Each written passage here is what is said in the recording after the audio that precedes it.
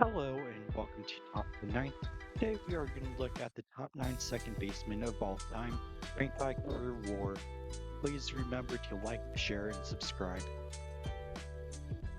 Starting us off at 9 will be the most recent entry to play, Robinson Cano. A career 301 hitter, it looked like Cano was on pace for the Hall of Fame after the first 13 years of his career, where he averaged 154 games a year, a 305 average to go along with 23 homers a year. He was very consistent to start off while playing every single day. After achieving 4 top 6 MVP places in a row and a World Series title with the Yankees in '09, Cano left for the Mariners where he signed a $200 million contract with them. After another MVP caliber season in his first year with the Mariners and 2 more solid years after that, it started to fall apart for him. In the first month of the 2018 season, Cano tested positive for PEDs for the first time, and directly after the season, he was traded to the Mets, where in 2020 he got tested for PEDs again, missing all of 2021 MLB season. A once great career that is now overshadowed by PEDs that looked on pace for 3,000 hits in the Hall of Fame. Cano finished his career with a 301 average, 2,639 hits, 8 All-Star appearances, 5 Silver Sluggers, 2 Gold Gloves, and a ring. He finished 9th all-time with a career WAR of 68.1. On the 8th spot is Bob Gersh, who finished with a career WAR of 71.1. A player that would have been more appreciated historically if he played in the more modern sabermetric era. Bobby was a defensive whiz who from 1972 to 84 had a 129 OPS plus over a 12-year span, become one of the best second basemen of his era. Having 6 seasons with the wins above replacement above 6, Gersh only had 2 top 10 MVP finishes, despite playing great offensive and defensively and showing pop for a second baseman, which was very uncommon during the 70s and 80s.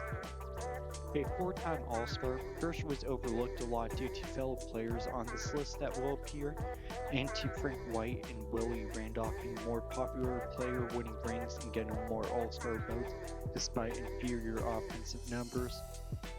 Gersh was an overlooked player of his era and only got 2.6 on his Hall of Fame vote, despite having the 8th most career WAR all-time by a second baseman. 7th is Hall of Famer Frankie Grist, a 4-time World Series champ with the New York Giants and St. Louis Cardinals. Grist played from 1919 to 1937. The 1931 MVP fell just short of 3,000 hits, achieving 2,880 with a .316 batting average, while being a huge threat on base pass as he led the National League in stolen bases 3 times and was top 10 in 15 of his 19 seasons he played. Before the 1927 season, Grist was traded from the Giants to the Cardinals for another all-time great second baseman who you will see on this list later. He had as good of an eye as anyone during pre-World War II baseball, striking out 20 times in a season only twice. With a career WAR total of 71.8, Grist is 7th most valuable second baseman of all time. Coming in at number 6 is Lou Whitaker, who played in the same era of baseball as Bobby Gersh, helping to overshadow him. A career Detroit Tiger who played all 19 years with them, helping them win the 1984 World Series. A very consistent player over his career, he averaged 4 wins a season.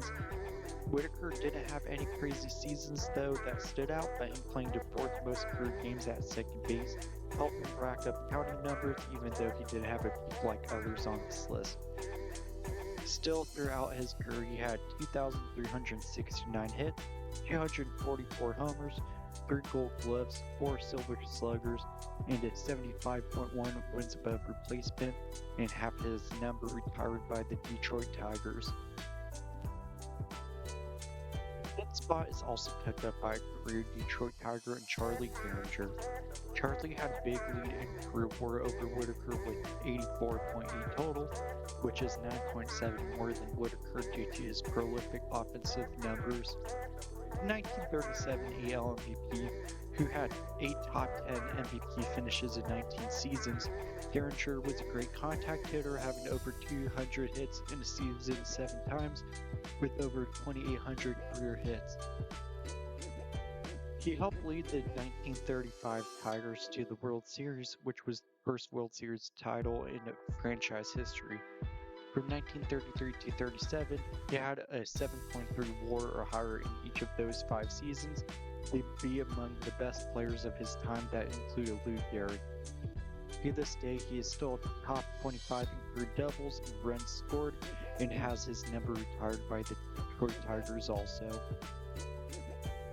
Two-time MVP Joe Morgan is next with a 100.4 career WAR to become the 4th most valuable second baseman all time, which is hard to believe someone with 100 career WAR is not top 3 of his position.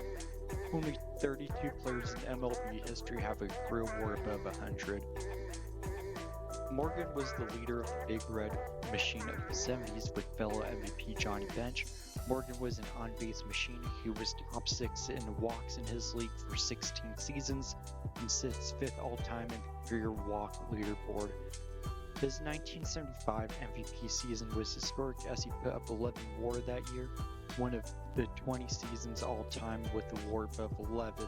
For comparison, 8 WAR is usually MVP, and Aaron Judge's historic 2022 season was only 10.6 wins above replacement. It's a shame he's only 4th on this list, but Joe Morgan's probably the best post-World War II second baseman.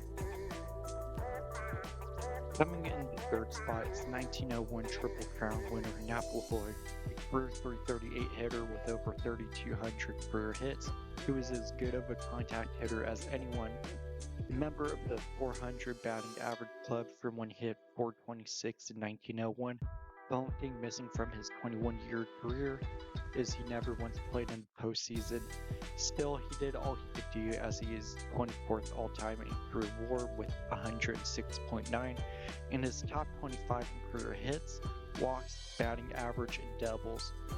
Lahoy, the 3-time batting champ, helped usher in the popularity of baseball in the early 1900s and will go down as an all-time great. Second spot with monster WAR of 124.2 is Eddie Collins. At the time of his retirement, he was 3rd all-time in stolen bases and is still 8th. Collins lacked power like many of his peers in the early 1900s, but he'd get on base and more often than not, steal in advance. Collins is a 6-time World Series champion, but was part of the 1919 Black Sox team that third that year's World Series. One of the few players to not get suspended, even though he only hit 26 that series. Over a 25-year career, he played the most games ever at second base. Collins also sits 12th all-time in career hits with 3,315 hits, and also 12th all-time in career triples with 187. Over a 15-year span from 1909 to 1923, he put up an average of 7.4 a season, which is MVP levels every year for a decade and a half. It's only a shame they didn't even have an MVP award for 8 of those years during that span. Number 1 second baseman all-time ranked by career WAR is Roger Hornsby. 3rd all-time in career batting average with a 358 average. He joined the 400 average club 3 separate times. The big reason Hornsby had more career WAR than Eddie Collins, despite playing 600 less games, is his average and his 301 homers compared to Collins' 57. When he retired in 1937, Hornsby was 5th all-time in homers, only behind Ruth, Gehrig, Mel Ott, and Jimmy Fox.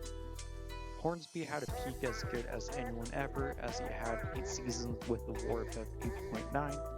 In 1926, he helped lead his Cardinals to his only World Series title, beating out the Ruth, Gehrig, and 4 other Hall of Famers on the New York Yankees that year. Roger fell just short of the 3,000 hit club, but his top 10 all-time in average, on-base percentage, and his 12th all-time with a career WAR of 127.1. If you go with his 7 batting titles, 2 triple crowns from one of the most valuable players ever, and the most valuable second baseman of all time. Hornsby and Ted Williams are the only 2-time Triple Crown winners in MLB history.